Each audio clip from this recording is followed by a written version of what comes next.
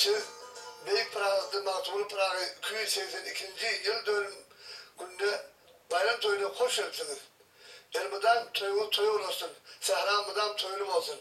Şimdi ben size, Türkmen size koşmayımı hödürler.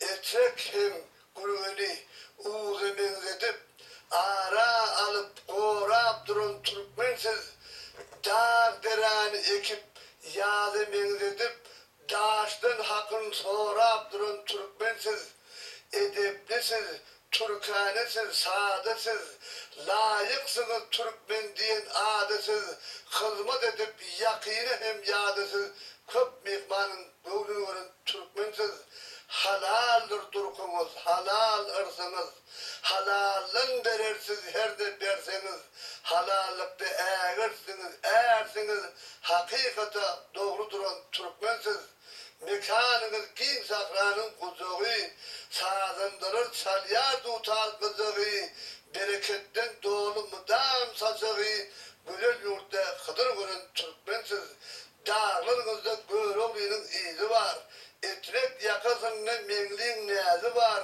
aranızda Mahtumlu'nun sözü var, eli dilin sayrap duran Türkmensiz, harı dokap şöhratınız ozdurup, meydanlarda bedevatlar gezdirip, cebbar kulağı şunca setir düzdürüp, yüreğini ornap duran Türkmensiz, min pakire şeyler setir yazdırıp, öz vatanını korap duran Türkmensiz, sağ olun dinlensin.